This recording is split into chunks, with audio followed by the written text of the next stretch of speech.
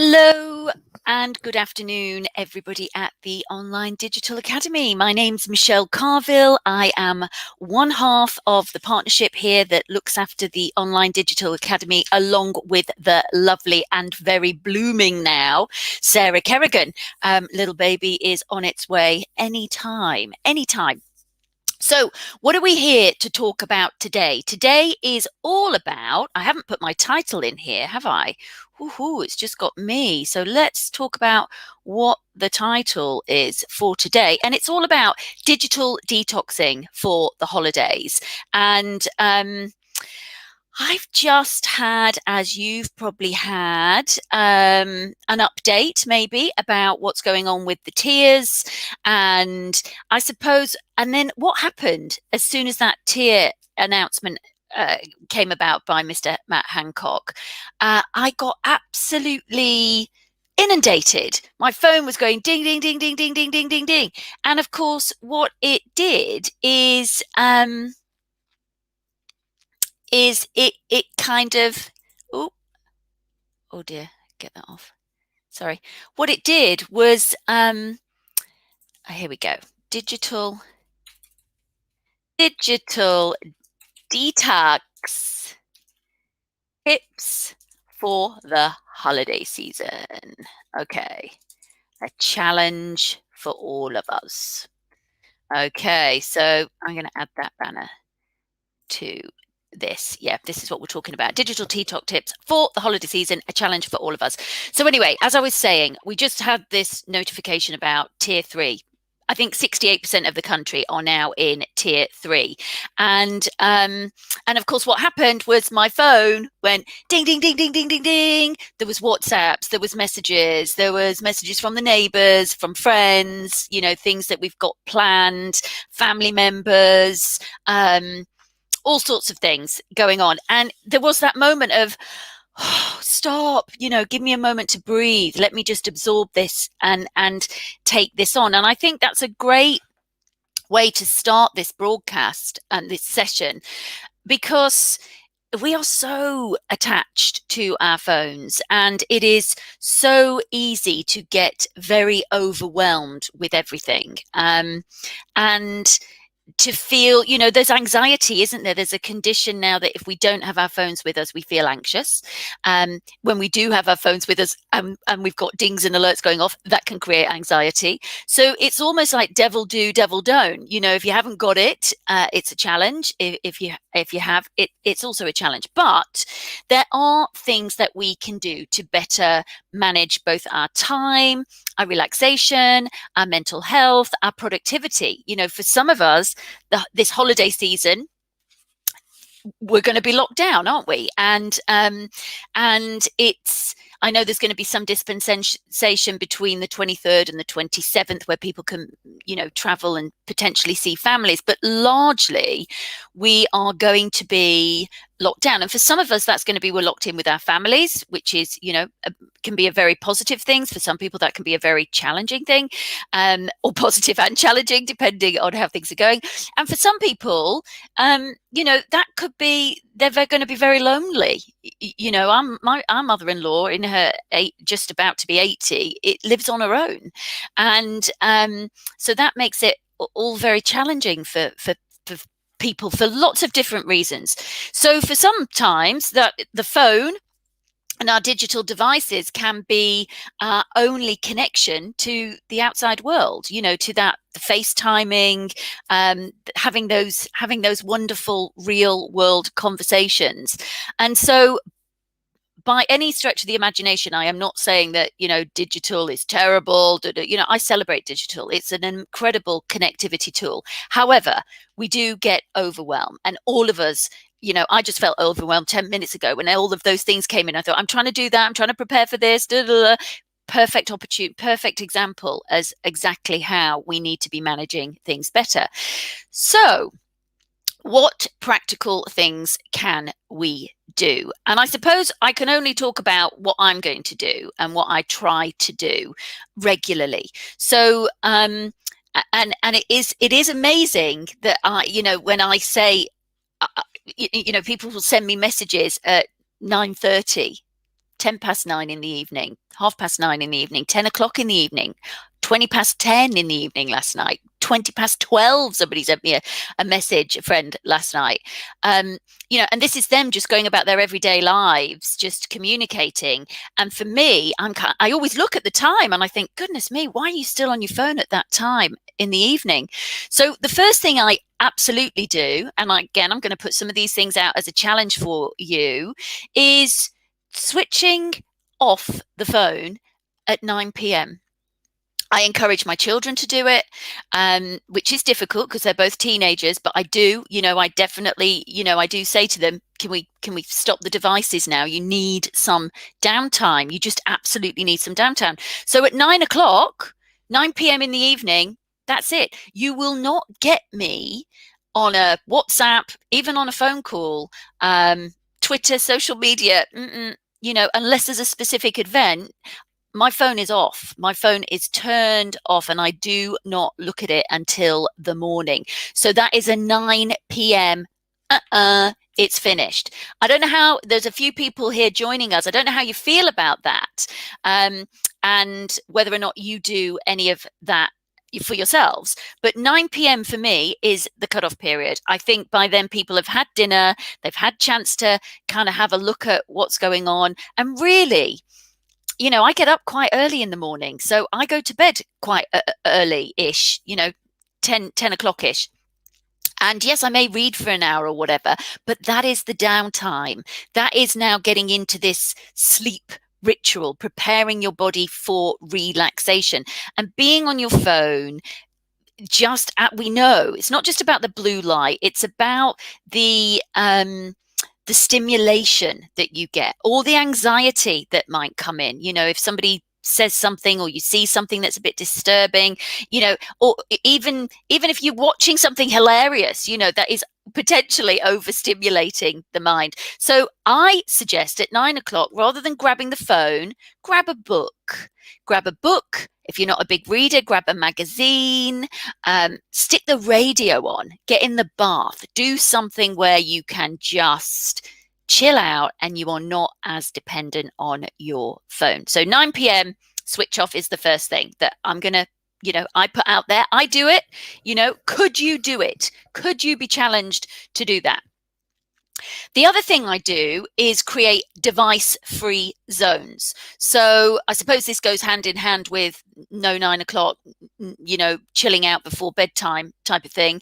It's a device-free zone. The bedroom is a totally digital device-free zone, and no phones. Now, I mean, that drives my husband a bit bonkers sometimes, but we compromise, we respect one another, and it is just one of those things, yeah, he might think, oh God, you're a bit mad, but it is something that it makes me happy. I don't want phones in the bedroom. I think when you go into the bedroom, it's for sleep or whatever else, but it is not about being on your phone. And so creating a device-free zone. Now, it might be that you create a device-free zone at the dinner table, which I think is always a great idea as well, because often, I mean, sometimes it's fun when you're out with a group, when we used to be able to do that quite freely, and you're all talking and there's a topic that comes up and you say, oh, just Google it, or oh, look, I mean, it can be part of the conversation as well. So, in certain situations, it's not all about everybody sat there in silence. It's actually an interaction. There's an engaging resource. But for sure, you don't want your children, your husband, yourself, just kind of, when you're all meant to be present and together, and these precious times where we get to kind of, if it is about family time, then they're precious times, bringing people together to eat together. And even if it isn't, even if you live on your own, then think about your food. Be present with the food, be present with the tastes, be present with the chewing, be present with just enjoying and smelling and breathing what has gone on in the kitchen, rather than immediately be off in the mind and into the phone and not being present in the body with your food and your meal times. So it might be that you're dining table is a device-free zone. Your kitchen could be a device-free zone. Your bedroom, I think, should definitely be a device-free zone. And indeed your bathroom. The whole idea of people taking devices to the bathroom is just ugh. So, it's up to you. I'm not being a dictator, but I am saying device-free zones. And if you haven't created any device-free zones within your house, your home, whatever, wherever that is, perhaps a challenge for yourself is to create a device-free zone. And when you go into that zone, there are no devices. So if you're used to having your phone in the bedroom, maybe for a week, just say, or over this holiday period, I am not going to have my phone with me. I'm going to be going to bed or reading a book or doing something else. So that is that's two things. So the first thing is thinking about the alarms, the alerts, you're just having that phone and being that responsive to it, and the overwhelm. And the other is creating some device free time. So of course, with the alarms and the alerts and the dings and the bats, that is all about turning off your notifications. And I know now how distracting. I mean, even on I'm on now, there's WhatsApps coming on the whole time. So I'm just going to turn the phone down. But turning off your notifications, turning off your WhatsApp notifications is a game changer. Turning off your social media notifications again. So it's not saying that you're not going to be going onto these channels or looking, but you're doing it at designated times. And so it's quite interesting because I see that, I don't know if any of you use Microsoft 365, but they've introduced this new Cortana, this kind of almost like an Alexa for your 365 program, which is helping to organize and support productivity. So she'll say, when do you want some quiet time? When do you want to switch off? Here are some reminders for you and various bits and pieces. And when I set that quiet time on Cortana for the emails not to be disturbed or anything like that I am focused at deep work, I also put my phone onto airplane mode. So I take a flight. It's like I'm on a flight and I haven't got Wi-Fi. I know people love flights because they do have Wi-Fi and you can work, and that can be really productive. But when you want to do deep work, then I just kind of think like, okay, I'm going onto airplane mode, and I literally just set myself a 2-hour window as if I'm flying to Paris. Let's pretend we're flying to Paris. So, that is another challenge for you. Take a flight throughout the day. When do you want to take this flight? When are you going to check out of the devices? Stick your phone onto airplane mode for maybe 2 hours during the day. If you're working, then it might be that you do 2 hours in the morning, 2 hours in the, you're flying to Paris and then you're flying back from Paris, or you can choose wherever you want to go. Or you could even choose to have a very long flight. Maybe you're flying to San Francisco and you're going to be out for the whole day. But put your phone onto flight mode. So yes, it's alive. Yes, if you needed to do something, and there was an emergency, it's easily accessible, but it is not interrupting you, and it is not distracting you from the program and the projects and the work or the family that you need to be with or need to focus on. So there's another challenge. So putting the phone into flight mode. So that's what I do, take a flight. So we talked about device-free zones, talked about turning off notifications, talked about taking a flight. There was another thing that I have tried. So when I go out walking, much to the frustration, I've damaged my foot at the moment, and so I can't go out for long walks. But normally if I go for a walk, it is a good 4 hours.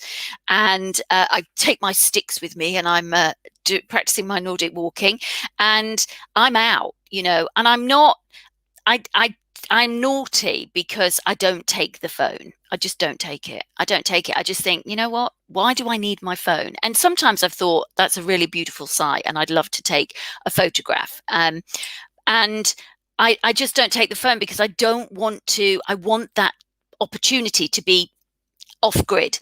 And people like my husband would say to me, well, that's dangerous. What if something happened to you? What if you needed to get in touch with somebody? And to be fair, there has been one time where I had to borrow somebody's phone, ask a passerby, because there was something that I did need to do quite urgently. So I now take it with me, but I turn it off. It's turned off. I don't have it on. So and if I wanted to take a photograph, I'd have to get out, and I know it seems a bit extreme, but I suppose where I'm going with this is, when you are exercising, when you need, for me, my exercise is cathartic. It is my downtime. It is the time that I take for my kind of mental, as well as physical well-being. And the phone just feels like I'm bringing life with me. I'm bringing the work, I'm bringing the stuff that I just really need to leave and get away from for a period of time. Much as I love my family, much as I love my work, much as I love my environment and all of the things that you love, we all, if we're honest, we just need a break. It's human, it's normal. We just need to get away. And so I don't take my phone. And it's more of a kind of symbol of, I don't need to bring all of that with me. Now, I recognize there are some safety issues, potentially, or just convenience issues sometimes. But, try it. If you're going for a run, do you need to have your, I mean, literally the devices, if I go for a walk or a run with my husband, he's constantly checking the date, the distance, the time, what the speed was. I'm not interested. I just want to be out. I just want the fresh air. I just want to see the beauty around me.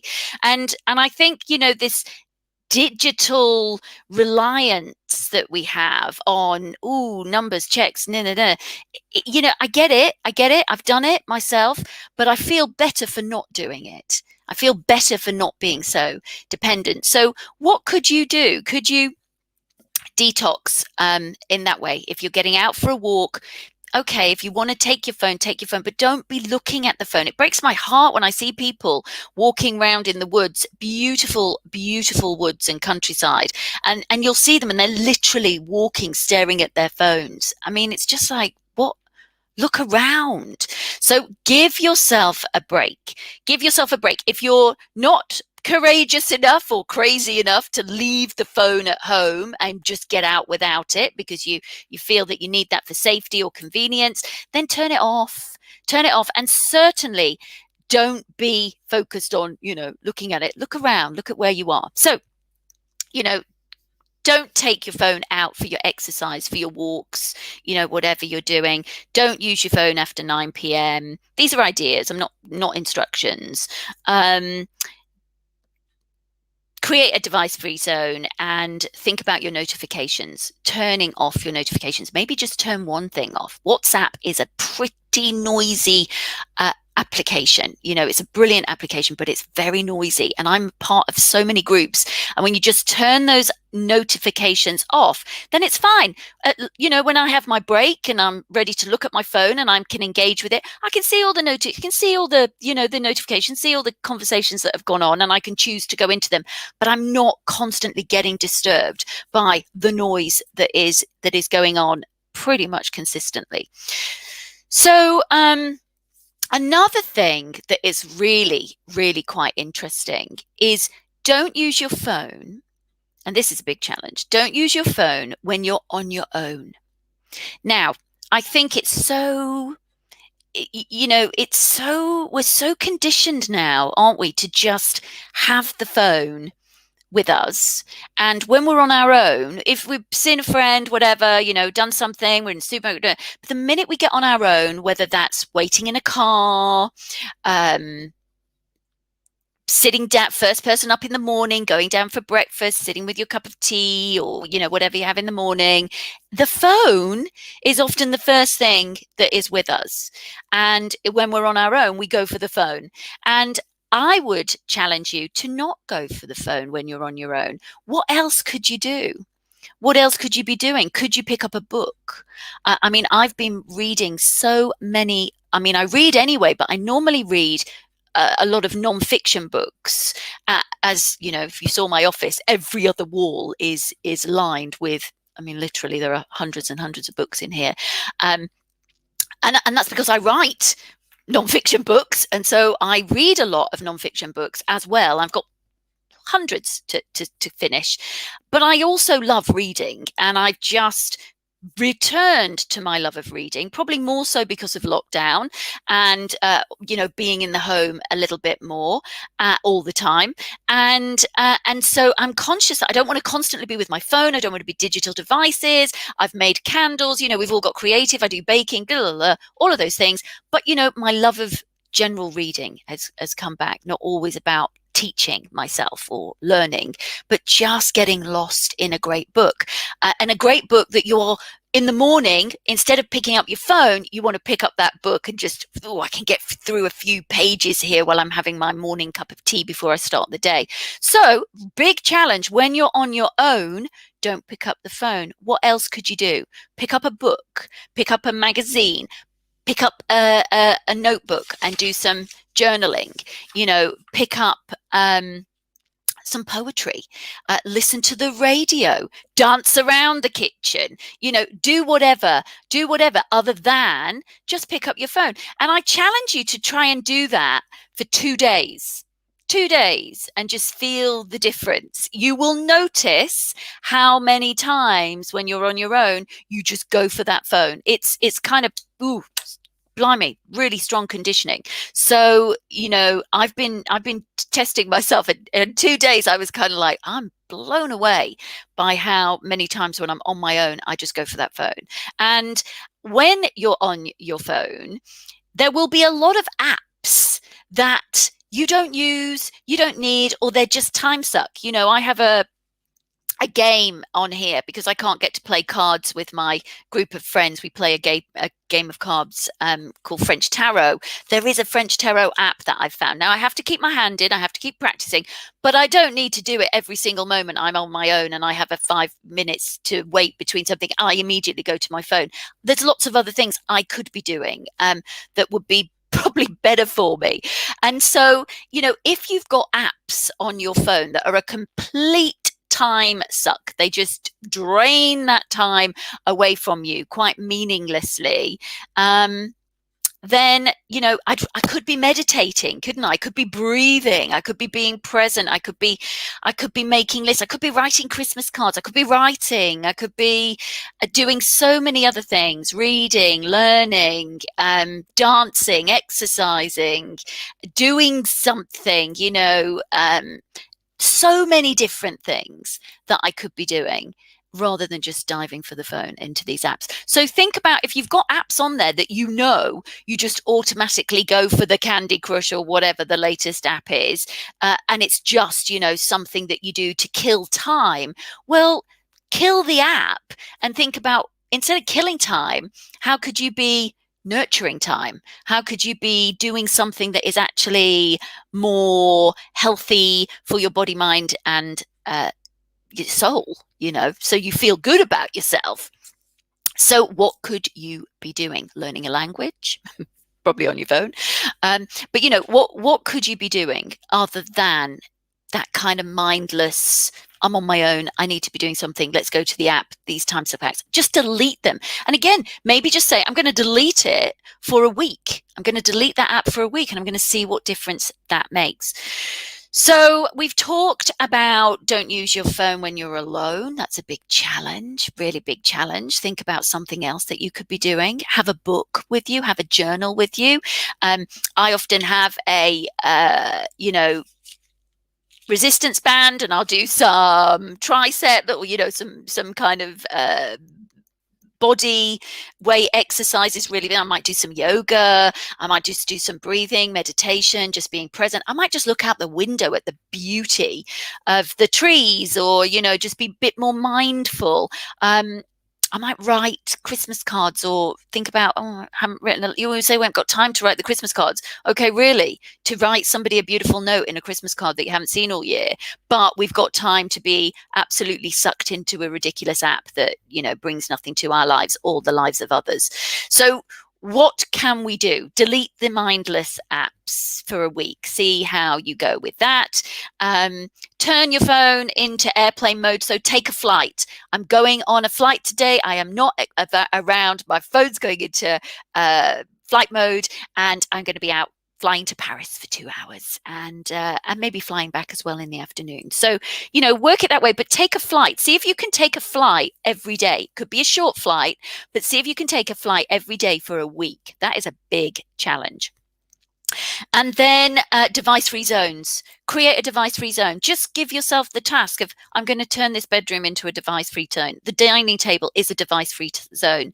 The bathroom is a device-free zone. And, make a little sticker, stick it up, just say, get everybody to buy into it if that's a challenge. And if if you don't want the hassle of trying to get everybody else on board with you, just do it for yourself, because leading by example and feeling different and behaving differently often is all that is needed for others to think, maybe I could be doing that as well. So you don't need to become, a pain and a bore about it. Just do it for yourself.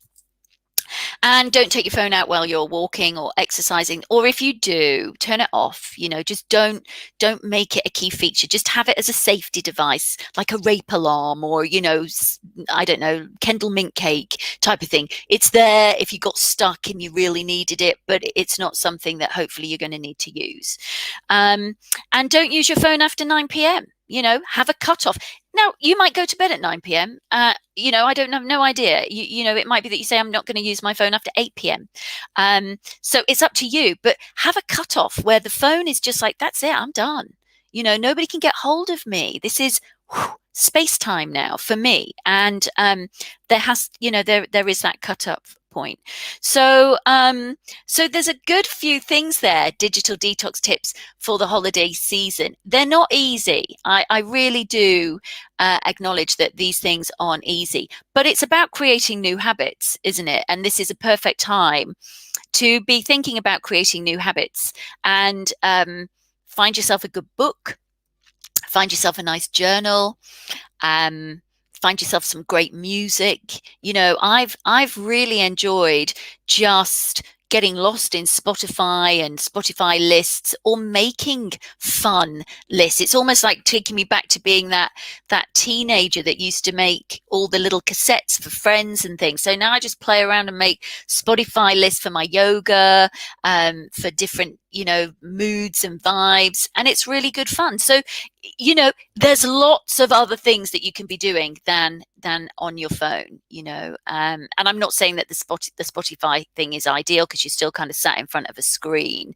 And so if we're thinking about digital detox, there's so many other things you could do. You can write letters to friends, you can journal about your day, start a diary off again, you can read, you can draw, get creative, you can bake, you can make candles, you can start macrame knitting. I mean, anything, tapestry, woodwork, design. I mean, there's just so many things that you could be doing. And we seem to have, lost this sense of how creative we are as tidy out your bedroom, tidy out your wardrobe, put all your clothes in color coordination, roll up all your outwear, activewear, underwear, into these, get organized, tidy things out, the messy drawer that we all have, give it a bit of a clear out. There's lots of other things, cupboards, shoe cupboards, I'm just thinking off the top of my head, all the different things that you kind of go, oh, I can't be bothered to do that, or never have time to do that. When you do it, you feel really satisfied, because we like to achieve things. And we know that we don't, the little bits of dopamine hit that we get here from the little alerts and things is because we feel like it's some kind of reward, like we've achieved things. But realistically, we know we haven't, so we are smarter than the cortisol and the dopamine and the various things often, because we know that those dopamine hits aren't really that genuine, and they're short-lived, and it's not like we've really achieved that much. So there's lots of things you can achieve. When you give yourself that time.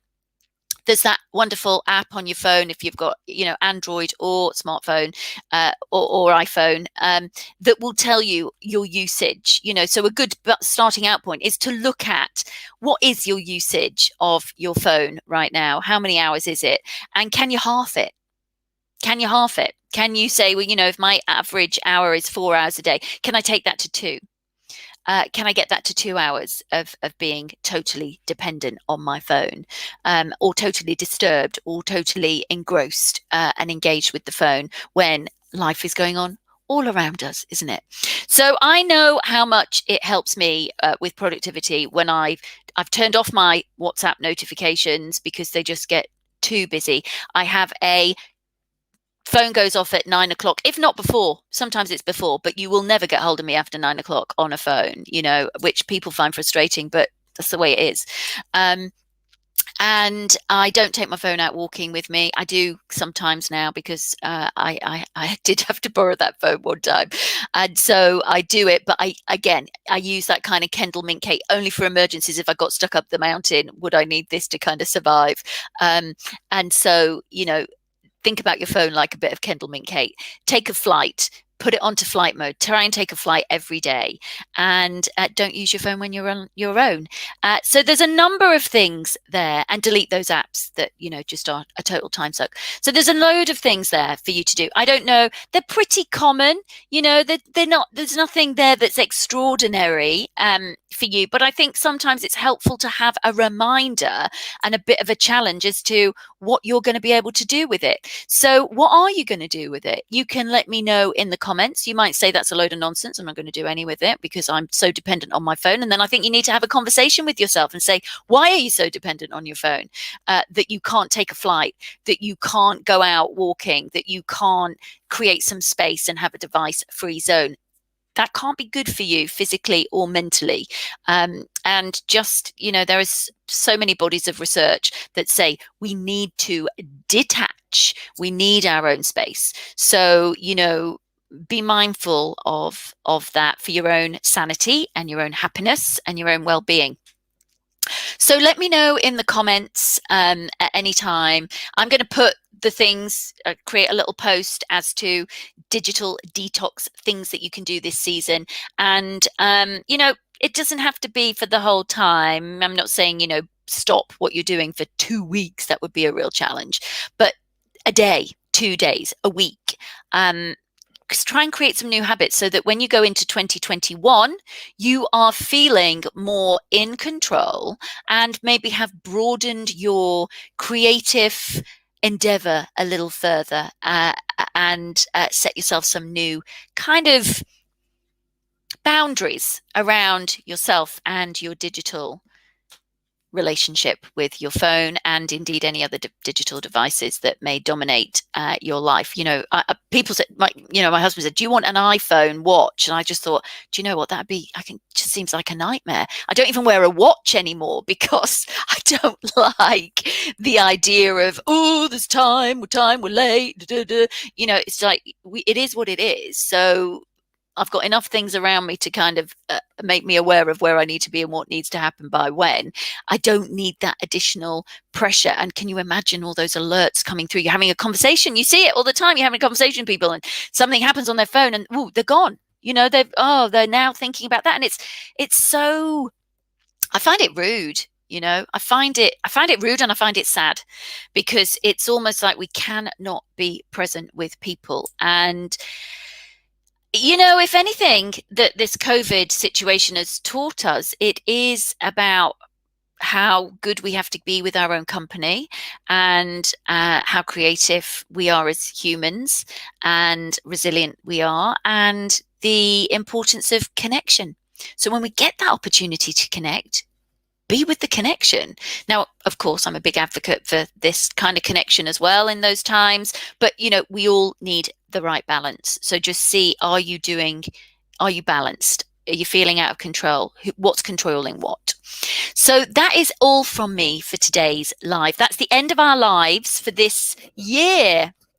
There's a whole units of lives covering lots of things to do with digital training, digital tech, how-tos, really practical stuff. This is just a little bit of a kind of feel good challenge for the end of the year. What can you be doing as we move into 2021? So just a nice little finisher.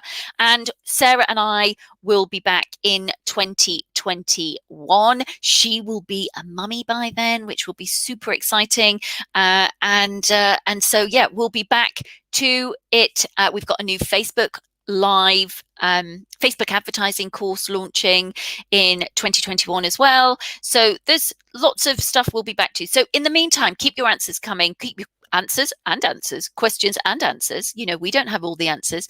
Keep all of that coming. Stay tuned, and look forward to speaking and catching up with you all on these lives as we progress back into 2021. That's it, over and out from me. Happy holidays. Don't get too down about the lockdowns and stuff. You know, it is what it is. And I'm sure we will all manage to have a wonderful time wherever we are. Love from me. Bye for now.